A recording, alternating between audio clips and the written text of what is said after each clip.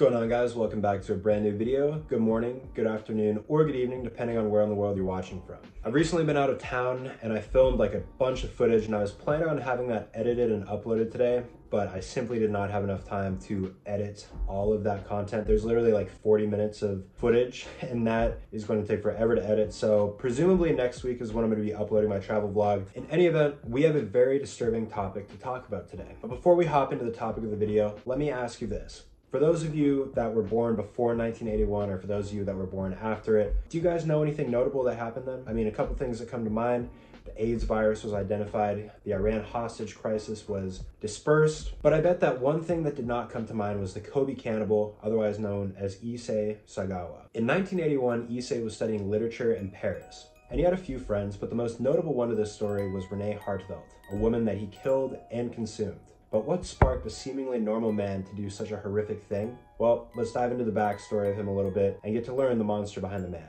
Issei claims that he's always had an appetite for human flesh. Even as a child, he said that he would look out for fairy tales that involved the consumption of human flesh, and his most favorite was Hansel and Gretel. He also claimed that in the first grade, he would notice his classmates' thighs and think to himself, that looks delicious, which is extremely disturbing. Where he puts most of the blame for where his fantasies came from is on the media portrayal of Western women. Fast forward a little bit over a decade, and at 15 years old, Issei was checking himself into a psychiatrist trying to stabilize these thoughts that were going through his head, but he quickly gave up and moved on and became withdrawn into himself. We now fast forward to the year of 1981 in Paris, where Issei is again studying literature. He said this is where his fantasies really started to take off, and he started to lose control over what he was doing. Every single night he would bring home a woman that he had paid for, and he would kill them. He said that this became a very ritualistic thing, and he had never consumed any of their flesh up until he had met Renee. Renee was a woman that checked off all of his boxes, and he was extremely interested in her. Over time, he had struck up a good friendship with her, and she had come over to his house many times to eat. Little did she know that she would soon be on the menu for him.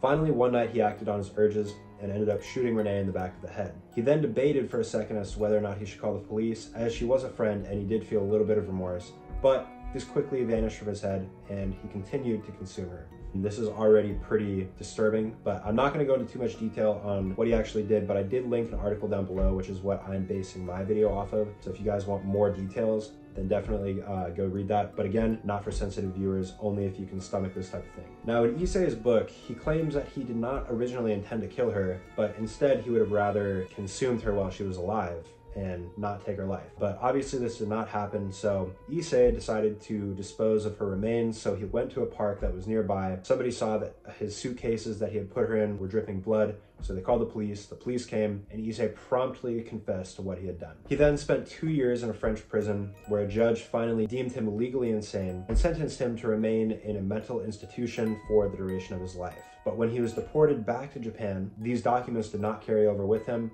so he was set to walk free in Japan. The most disturbing part is that while this man is free and the things that he did were extremely awful, he said that none of the time that he spent reflecting in that prison, or none of the psychiatrists that he had visited, had ever quelled those feelings and those urges that he had. And he said that he does plan to do it again before he dies. At this point, Issei is 72 years old and he's had 2 heart attacks since 2015. It's not looking like that will happen, but it's still very disturbing that he claims that he still wants to do that one more time before he passes away. Another absolutely baffling thing to me is the fact that this guy is somewhat of a minor celebrity over in Japan. And this is not to say that everybody, of course, likes him, but he's written 20 books. All of them have sold quite a few copies. He's been in multiple interviews, several movies and productions, I believe. He's written like reviews for restaurants and stuff like that. It's just some really freaky stuff. And I can't believe that this guy is being idolized by anybody. But again, there's a lot of people that do idolize serial killers, which is quite crazy to me. Now, we're about to wrap the video up, but before I do wrap it up, I want to show you guys a few clips from some interviews with him that I find generally disturbing. I will put down a link below for a longer form of those videos if you guys want to go watch that. Let's roll the clips.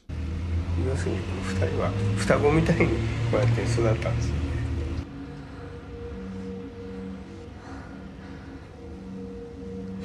1981年6月11日午後3時。あんまり厳密にはわからないです。ただ妄想の中で海を食っちまおうとなったのである。気が触れてると思います。衝動、欲望とカニバリズムっていうのはフェティッシュな願望にと自分の気持ちを収めたい、柔らかい中に閉じ込めておきたい。で兄弟で僕を食べることは全然できないのかな。Alright guys, truly disturbing stuff. I do appreciate you guys for watching the video, and thank you guys if you stuck around. Make sure to drop a like, leave a comment down below letting me know what you guys want to see next. Subscribe if you aren't already, turn on post notifications, and I'll see you guys in the next video. Peace out.